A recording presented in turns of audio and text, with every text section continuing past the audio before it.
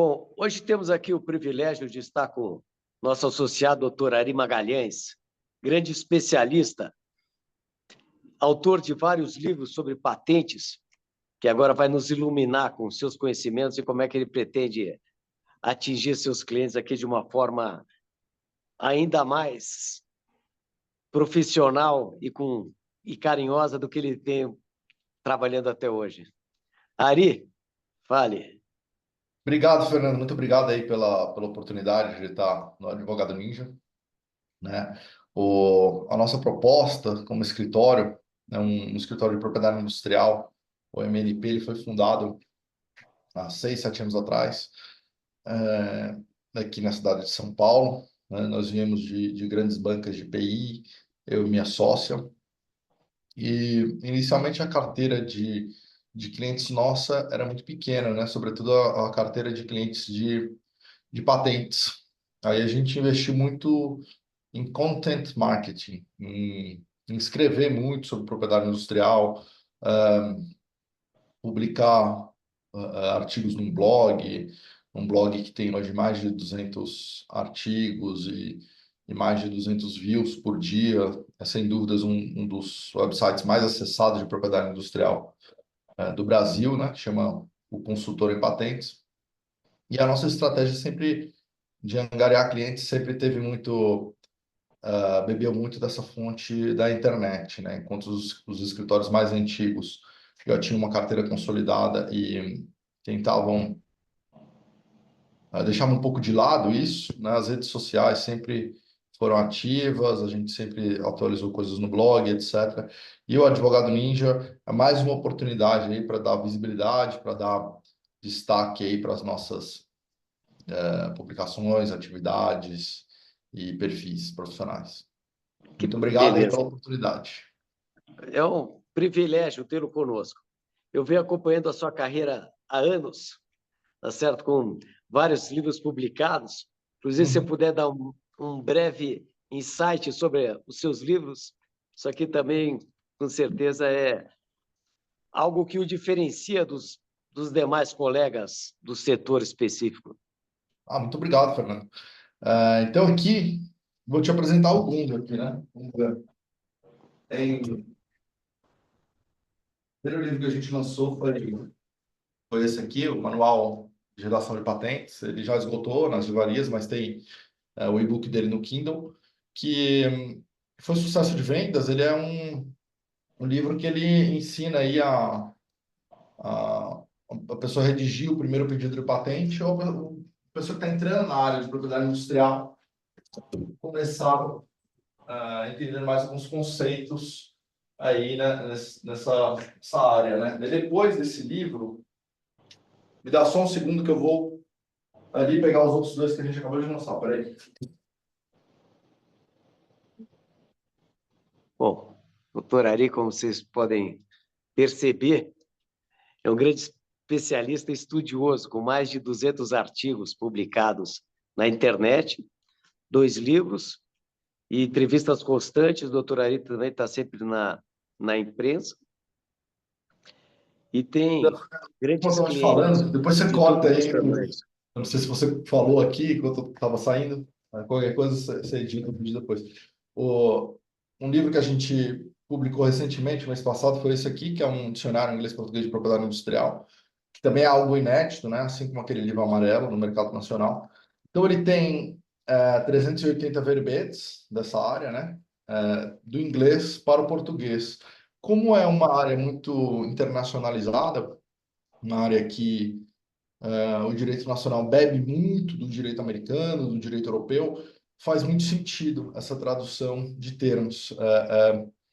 Não só isso, mas os clientes que trabalham nessa área, boa parte do trabalho dos grandes escritórios de patentes no Brasil, de propriedade industrial em geral, vem do exterior, né? Então, saber o idioma e saber os jargões da área é muito interessante. Então, esse dicionário foi pensando nisso, né? Ele tem uma pegada também bem didática, não entre prezar pelo preciosismo, pelo jargão mais rebuscado, ou tentar explicar algum verbete. A gente sempre tentou colocar a situação de uma forma mais clara possível, mais inteligível ali para o nosso leitor, né? E é um livro aí que a gente acabou de lançar e tá à venda aí em diversas livrarias no Brasil. Tem também disponível no Kindle e no Smarket, alguma coisa do tipo, aquela plataforma que vende PDFs online. E por Perfeito. último, em primeira mão, ainda não anunciei porque acabou de chegar aqui, é esse aqui que a gente vai lançar em novembro, né? Um livro que a gente fez com base em artigos do nosso blog e mais alguns artigos extras. Tem diversos autores. E sempre sempre o público dos nossos leitores, é uma característica dos nossos livros aqui, eles são feitos para quem está entrando na área, para quem busca aprender mais sobre propriedade industrial. Porque a gente brinca que propriedade industrial no Brasil é um universo muito pequeno, né? Uma pindamonhangaba. Todo mundo se conhece. Não é como direito trabalhista, que tem dezenas de milhares, se não centenas de milhares de advogados, direito tributário, que deve ter centenas de milhares de advogados também. É bem pequenininho.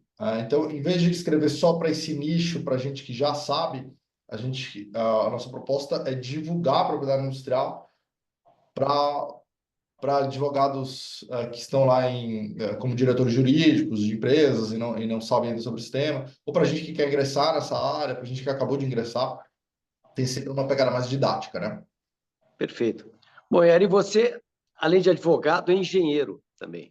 E se Uhum. puder também, em poucas palavras, como é que é o processo de propriedade industrial? Por que que o pequeno ou médio empresário também deve procurar o Aham. Ninja Advogados para registrar o seu produto? Como é que é o processo? Quanto tempo leva? Quanto Legal. custaria em média? Bom, em média, os honorários aí de um, de um advogado, engenheiro especializado em propriedade industrial, para redigir um pedido de patente, ele custa aí o preço de um iPhone novo, né? Ou smartphone bacana, tá? Eu não vou colocar um, um preço fixo aqui, porque esse trabalho varia muito dependendo do profissional que o realiza e dependendo da complexidade da invenção. É a mesma coisa que você perguntar para mim, quanto custa o trabalho de um arquiteto no Brasil? Depende, você está falando do arquiteto que tem 20 anos de experiência, formado nas melhores faculdades e que passou pelos melhores escritórios, ou você está falando de um arquiteto júnior, né? Por outro lado, você está falando de um kitnet, ou você está falando de um palácio, da casa do dono do Banco Santos, lá no Morumbi? O quão complexo é esse projeto e quanta experiência tem esse profissional. Mas, assim, só para dar um norte para o empresário que está vendo esse vídeo, o preço dos honorários para um trabalho como esse custa aí o preço de um celular smartphone top de linha. Por outro lado, as taxas do INPI elas são bem mais baratas do que se pode imaginar. A taxa de depósito de um pedido de patente, custa um almoço no Itaim, aí custa para pessoa física custa R$ 70 e para pessoa jurídica custa, se não me engano, R$ 150. Então é um valor bem acessível essa taxa de depósito, né, a taxa oficial que você paga ao Estado. E o processo demora aí mais ou menos 2 semanas. Você tem que ter uma ideia que seja uma solução técnica a um problema técnico, a um problema que estaria compreendido na indústria ou em qualquer atividade produtora, né? Pensando na indústria no sentido lato, né? A agricultura, extrativismo, etc. Plano de negócios não é patenteável, mas qualquer atividade que seja reproduzível em escala e que tenha uma solução técnica atrelada àquilo, ela é patenteável, certo? Inclusive softwares, tá? Alguns tipos de softwares, eles são, sim, patenteáveis. Então, esse é mais ou menos o preço. Preço de protocolo de marcas, aí é um pouco mais barato. Tá um preço aí de um celular mais tá, Essa a referência é gente boa e é fala. internacional, né? O problema da gente ficar colocando preço, Fernando, é que depois as pessoas ligam e cobram. Não, mas você falou que era tanto, né? Então, só para dar um norte aqui para quem está nos assistindo. Então, Tá, mas basicamente, qual é o seu cliente digamos, se for imaginar um cliente pequeno e médio, obviamente que a Vale do Rio Doce tem coisas, digamos, orçamento um pouco mais dirigido para essas coisas. Mas qual a necessidade que um cliente médio tem? O cara inventou alguma coisa, quando que ele deve procurar o Ele deve senhor procurar de para... imediato, porque se ele divulga essa tecnologia, e divulga significa comentar um vídeo do YouTube, espalhar essa tecnologia para os amigos e pela família, isso roda o mundo todo, colocar isso à venda, né? Fazer o protótipo, colocar à venda. Se ele dissemina essa informação, ele está matando um dos requisitos de patenteabilidade dele, que é a novidade. Então, se ele teve a ideia, enquanto ela está no papel ainda, enquanto ela não está testada, não está prototipada, ele tem que procurar um advogado de propriedade industrial. Do contrário, elimina o próprio direito a patentear. Ele mesmo pode colocar prova de anterioridade contra ele mesmo. Ele pode fabricar essa prova sem querer, sem saber, né? Então, teve a ideia, colocou no papel, procura um advogado, né? Mesmo que ela não esteja pronta ainda, você já pode fazer um primeiro pedido de patente, de repente um pedido de patente provisório. Em seguida, quando você vai aprimorando essa tecnologia, você vai depositando pedidos subsequentes para o mesmo produto. Mas o ideal é que você procure de imediato e não espere até você perder aquele direito. A gente vê muito isso com o pessoal da área acadêmica, pessoal que trabalha em universidades federais, em grandes universidades, eles têm uma necessidade muito grande de publicar artigos. Quando eles fazem uma pesquisa e eles publicam um artigo, eles estão minando a possibilidade de patentear alguma coisa em nome deles ali. E o que vale aqui já vale para o mundo inteiro? São duas questões, né? A novidade, ela é apreciada em escala absoluta, em escala global. Então, tudo que for depositado no Brasil tem que ser novo em relação ao mundo, tá? Não pode ter sido publicado em 1990 na China, que já mina o requisito de novidade aqui no Brasil. Ainda que você não tenha tido acesso a esse documento. Se ele for encontrado lá na frente, ele já derruba o teu documento aqui. Por outro lado, a proteção conferida por uma patente ela é algo jurisdicional. Ela é algo que é pertinente somente à jurisdição em que você protocolou aquele pedido de patente. Então, depositou nos Estados Unidos, vale em todo o território terrestre e ultramarino ali dos Estados Unidos. Depositou no Brasil, vale todo o território terrestre e ilhas e mares brasileiros, etc. E vale para o quê? Para produzir, para comercializar e para utilizar para fins de obtenção de lucro, né? Para explorar qualquer tecnologia. Perfeito. E muita gente também tem receio de, às vezes, de abrir a ideia. Como é que o cara pode se sentir confortável em procurá-lo, que parece que o advogado... Às vezes as pessoas não percebem que o negócio do advogado é patente, não é se apropriar das ideias alheias, né? Pois é a mesma coisa, Fernando, que eu não sei se você já fez terapia, eu já fiz terapia e conheço muita gente que fez terapia, né? Inclusive faço hoje em dia. É o mesmo receio que a pessoa tem quando vai a primeira vez no terapeuta, dela contar os problemas dela, abrir o lado mais íntimo dela, com todas as suas crenças e defeitos e etc., para um estranho e achar que aquele cara vai sair do consultório e vai fofocar no bar sobre, você não sabe o que aquele maluco me disse, etc. O psicólogo é alguém que vê tanto problema o dia inteiro que você vai ser só mais um na cadeira dele. O advogado de propriedade industrial, quando ele vê pedido de patente, ele é só mais um para ele, né? Não significa absolutamente nada aquilo ali. Se você quiser ter um pouco mais de segurança com relação a isso, envie tudo por escrito via e-mail, que aquilo fica documentado. Assine um NDA com o seu advogado, porque aquilo também fica documentado. Mas assim, eu nunca vi, em 13 anos de profissão, nunca vi um só caso de um advogado, seja no Brasil ou no mundo, que se apropriou da ideia do seu cliente e depositou na frente dele. Eu acho, primeiro, que ele queimaria a reputação dele total, né? Seria mesmo que o psicólogo que vai lá no Facebook e faz um blog sobre um perfil de algum paciente famoso. E, em segundo lugar, que não basta ter uma ideia, né? A ideia é só o primeiro passo. A ideia não é o que te deixa milionário. a ideia, mais a execução, mais uma boa redação no pedido de patente. São várias, mais um pouco de sorte, mais um pouco de network para vender isso. Então você só tem um pedacinho ali, né? Você não tem. Eu nunca vi uma ideia que ela é magnífica, mas custe R$ 10 para você implementar. Você implementa assim. Então, eu acho que esse medo ele é muito presente nos pequenos inventores,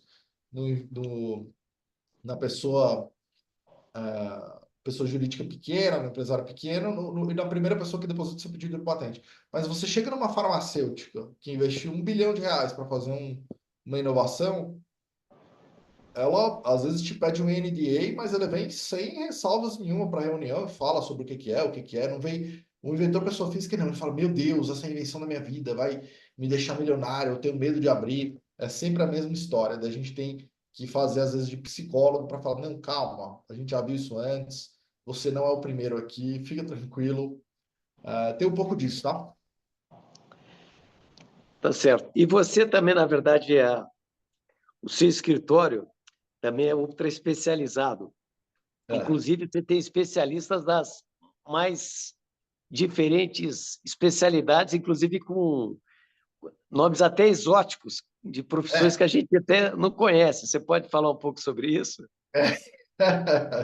Aqui tem farmacêutico, tem biólogo, tem engenheiro elétrico, tem engenheiro dos materiais, tem engenheiro mecânico, tem engenheiro de automações, tem biofísico, tinha um biofísico aqui no ano passado, que também era algo que quando a gente contratou eu não sabia que existia, né? Pra você ter uma ideia, é uma matéria que tem na USP que reúne biologia e física, e reúne as duas coisas, metade da grade é biologia, metade da grade é física.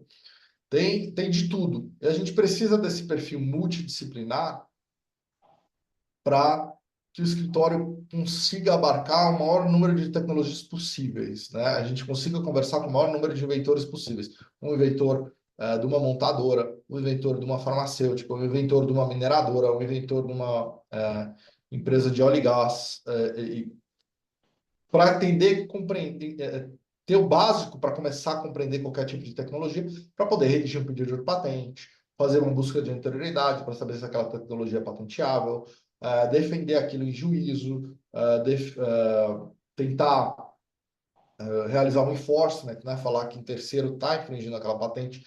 Então, esse é um trabalho muito mais do engenheiro do que o advogado. Tá? Nessa área é mais comum o trabalho do engenheiro e do especialista, né? O farmacêutico, o biólogo, etc. Alguém que tem esse background técnico, mas se especializou em propriedade industrial através da vida profissional, lendo livros e trabalhando no escritório de advocacia dessa área. O nosso escritório tem bastante isso, né? Tem muitos técnicos. Isso, eu diria que de certa forma, comum nos grandes escritórios de propriedade industrial, mas para o nosso tamanho, para a nossa cidade, eu acho que a gente tem, deve ser o escritório que tem mais técnicos, tá? Mais gente com engenheiros e farmacêuticos, etc. Com certeza. Uhum. Bom, Ari, muito obrigado pela disponibilidade do seu tempo, tá certo? E que seja o início de várias conversas nossas aqui, que são muito esclarecedoras, para os Perfeito, eu te advogados agradeço, e Fernando. eventuais clientes. É isso aí, eu te agradeço, te parabenizo pela iniciativa do Advogado Ninja e desejo muito sucesso a nós todos que estamos na plataforma e a você também. Muito obrigado. Muito obrigado. Um abraço grande. Valeu.